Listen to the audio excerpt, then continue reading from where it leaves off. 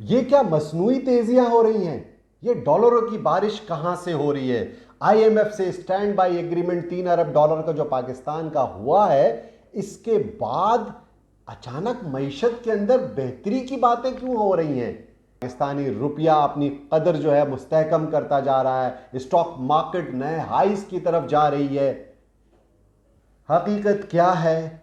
दागदार की डारोनॉमिक्स तो नहीं है कि जो डॉलरों की बरसात हो रही है, मैनिपुलेशन मैनूवरिंग की जा रही है। क्या पोस्ट आईएमएफ स्ट्रेटजी क्या होगी पाकिस्तान के अंदर? इसके असरात माशी और सियासी क्या हैं? इसके मुज़मिरात क्या हैं? आइए इसको समझने की कोशिश करते हैं। लेकिन इसके लिए आप मेरी वीडियो में आखिर तक जुड़े रहिएगा and don't forget to like and subscribe my channel.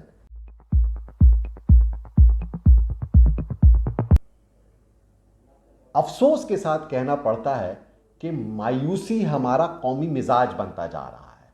हम अच्छी खबरों में भी बुराई के पहलू ढूंढते हैं और कोई पॉजिटिव न्यूज़ आती है तो उस पर भी कोई ना कोई कंस्पेरेसी तलाश कर लेते हैं। इस वजह से ये जो मामला है, जो इस वक्त अच्छी खबरों की भरमार हो रही है पाकिस्तान में आईएमएफ के हवाले से और दीगर हवालों से, पाकिस्तान के अंदर जो बेहतरी की बातें की जा रही हैं, सियासी इस्तेहकाम की, मईशत की बेहतरी की बातें की जा रही हैं, वो हम लोगों को समझ नहीं आ रही है। बहुत सारे लोगों को उनको डाइजेस्ट नहीं हो रही है। ये एक नेचुरल फिनोमेना है। वजह क्या है? नेगेटिव बयानियाँ हमारे ऊपर इतना मुसल्लत किया गया है हमेशा से कि हम कोई पॉजिटिव न्यूज़ पर भरोसा कर ही नहीं पाते। उसमें भी कोई ना कोई कंस्पेरेसी तलाश कर रहे होते हैं, कोई ना कोई साजिशी थ्योरी तलाश कर रहे होते हैं। और यही आजकल हो रहा है। जिस तरह से आप जान रहे हैं कि आईएमएफ से एग्रीमेंट हो गया है, शहबाज शरीफ की एफर्ट नज़र आती हैं, आर्मी चीफ की एफर्ट नज़र आती हैं, पाकिस्तान के दोस्त ममालिक का जो भरोसा है पाकिस्तान के ऊपर वो नज़र आता है। इन सब में हम कोई ना कोई कंस्पेरेसी तलाश कर रहे हैं। हम इसे एक बुलबुला समझ रहे हैं और ये बर्स्ट हो जाएगा। Stock market 4000 point last 8 sessions के अंदर बढ़ चुकी है। आज स्टॉक मार्केट 45,500 के ऊपर आ चुकी है। आज आपके डॉलर का रेट 278 रुपए फी डॉलर हो चुका है, जो कि आप जानते हैं कि ओपन मार्केट में it went as high as 305 rupees, बल्कि ओपन मार्केट में इससे भी ऊपर जा चुका था। तो इतनी जो बेहतरी थोड़ी बहुत इकॉनमी में नज़र आ रही है, इसका असल में जो अवामी नुक्ता निगाह है वो ये है कि जब तक इसके समरात, जब तक इसकी पॉजिटिविटी लोअर लेवल तक अवामी सतह पर नहीं पहुंचेगी, वो कैसे पहुंचेगी? इन्फ्लेशन नंबर्स कम होंगे, अगर इंटरेस्ट रेट कम होगा, महंगाई में कमी आएगी, ट्रेड डेफिसिट में कमी आएगी, गर्दिशी कर्जे में कमी आएगी, तो यकीनन आपके दीगर अवामी सतह पर इसकी पजीराई हो सकेगी। तब हमें ये डाइजेस्ट होगी तेज़ी कि हाँ भाई, ये जो इकोनॉमिक नंबर्स आ रहे हैं, ये स्टॉक मार्केट में तेज़ी नज़र आ रही है, ये डॉलरों की जो बारिश हो रही है, ये हमें तब समझ में आएगी कि जब तक सियासी अदम इस्तेहकाम होगा, मईशत में बेहतरी भूल जाइए। अब सबसे पहले हम बात करें सियासत की, क्योंकि इस तेजी के पीछे सियासी अवामिल भी हैं। और वो सियासी अवामिल क्या हैं? वो सियासी अवामिल ये हैं कि लड़ाई अपने मंतकी अंजाम की तरफ जा रही है, स्टेट ने अपनी रिट बहाल कर ली है। और जाहिर है, जब आपके मुल्क में लड़ाई ख़त्म हो जाएगी, सियासी इंतशार कम हो जाएगा, अफरा तफरी ख़त्म हो जाएगी, तो जो भी हुकूमत होगी वो मईशत के ऊपर और इश्यूज़ को एड्रेस करने के लिए लामहला एक्टिव होगी, ताकि वो पॉलिटिकल पॉइंट स्कोरिंग भी कर सके। और उसकी जिम्मेदारी भी है कि वो डिस्ट्रैक्ट हुई हुई थी, लड़ाई में उलझी हुई थी, अब उस लड़ाई से निकल करके वो एक्चुअल इश्यूज़ को रिजॉल्व करने और उसको एड्रेस करने की कोशिश करेगी।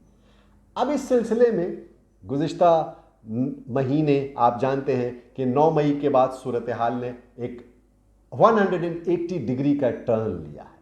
और उसके बाद से ही बेहतरी की माशी खबरें भी आना शुरू हुई हैं। जब सियासी अफरा तफरी ख़त्म हुई तो माशी बेहतरी की खबरें आना शुरू हुई। अब ये जो खबरें हैं इसके दूररस नताइज निकलने में थोड़ा वक्त लगेगा। अभी जो इम्पैक्ट हुआ है इन खबरों का वो ये है कि आप जानते हैं कि इकोनॉमिक नंबर्स कितने खराब थे, माशी अबतरी के हालात थे सियासी इंतशार की वजह से भी, और मईशत अपनी ज़बू हाली का शिकार थी और इकोनॉमिक क्राइसिस इतना बढ़ गया था कि we were on the verge of collapse. हम डिफॉल्ट हो रहे थे, लेकिन हम डिफॉल्ट से बच गए। जब हम डिफॉल्ट से बचने की खबर आ गई तो एक जो सेंसिटिव बैरोमीटर्स होते हैं ना इकोनॉमी के अंदर, उसमें stock market is the most sensitive one. वो सबसे पहले रिएक्ट करता है, बल्कि most of the time stock market over react करती है। And that exactly that has happened in the stock market कि आखिरी 8 सेशन के अंदर, 9 सेशंस के अंदर मार्केट 4000 पॉइंट से ऊपर आ गई। इट वाज अराउंड 40,000 और आज मार्केट 45,000 पॉइंट के ऊपर आ गई है। Around 5,000 point increase in the PSX KSE 100 index.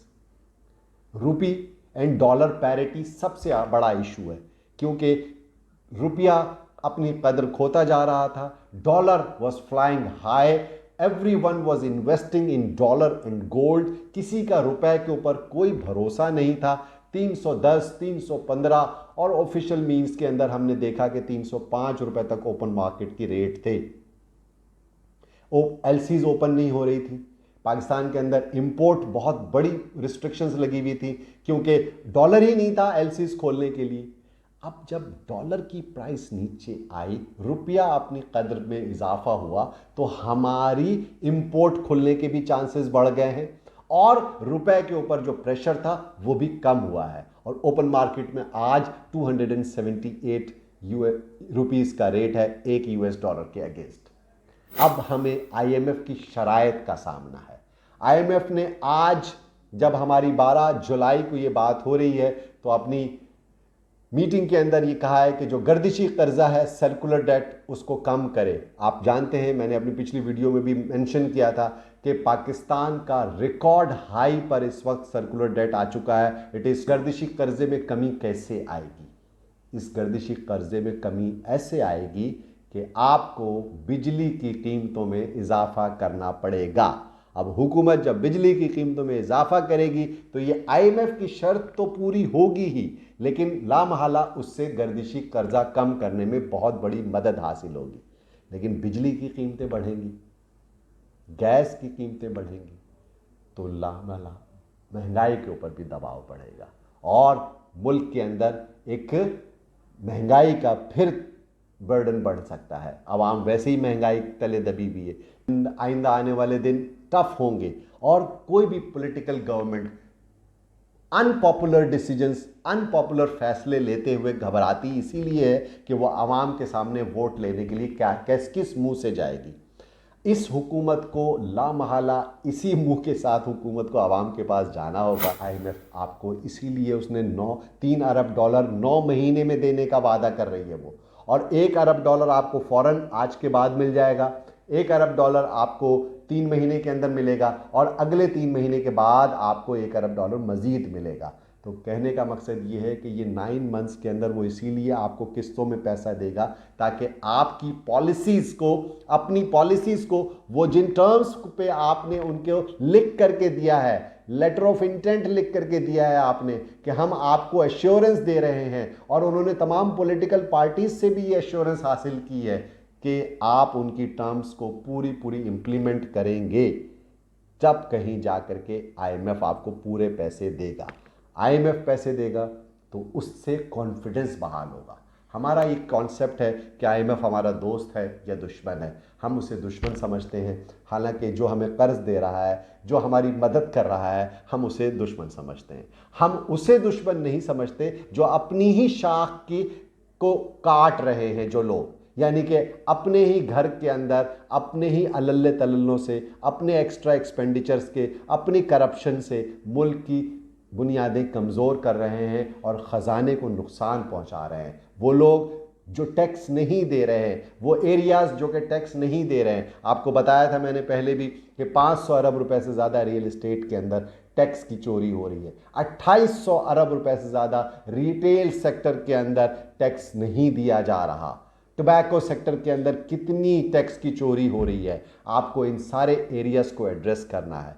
और भी कंस्पिरेसी बड़ी जबरदस्त मशहूर है कि मुल्क को आईएमएफ के हाथों गिरवी छोड़ दे दिया गया, मुल्क को गिरवी कर दिया गया। एक और भी बात है जो इससे भी ज्यादा है कि हम अब अपने न्यूक्लियर एसेट्स भी सरेंडर कर देंगे आईएमएफ के आगे या दुनिया के आगे। अरे भाई, कुछ होश के नाखुन लें। आपकी अपनी जो वीकनेसेस हैं आप उसको ओवरकम करें। आपने स्टील मिल जैसा हाथी पाल रखा है, आप पीआईए में अरबों रुपए झोंक रहे हैं और जो कि प्रॉफिट में नहीं आ रही है। ऐसी कोई 150-200 पाकिस्तान की स्टेट ओन्ड एंटरप्राइजेज हैं जिसको पाकिस्तान का एक्सचेकर पाल रहा है और वो आपके और मेरे टैक्सों से वो वहां पैसे दिए जा रहे हैं। वो होल्स हैं, लीकेजेस हैं जहां पैसा जा रहा है। तो आपको उन असासों को, उन इदारों को, एसओईज को प्राइवेट करना पड़ेगा, प्राइवेटाइज करना पड़ेगा। इसको इकॉनमी को दुरुस्त करने के लिए, मार्केट्स को स्टेबल करने के लिए, इन्वेस्टर्स का कॉन्फिडेंस रीस्टोर करने के लिए जो ट्रस्ट डेफिसिट है उसको ख़त्म करना पड़ेगा, इम्प्लीमेंट करना पड़ेगा टैक्स की वाज़े पॉलिसीज़, एग्रीकल्चर सेक्टर पे टैक्स लगाना पड़ेगा, प्राइवेटाइजेशन करनी पड़ेगी। वो सेक्टर्स जहां से टैक्स की वसूली नहीं हो पा रही है उन सेक्टर्स के ऊपर एफर्ट करनी पड़ेगी। तब कहीं जाकर के ये मुल्क किसी ट्रैक पर आ सकेगा। And I wish and I hope and pray for the best of Pakistan. Thank you very much.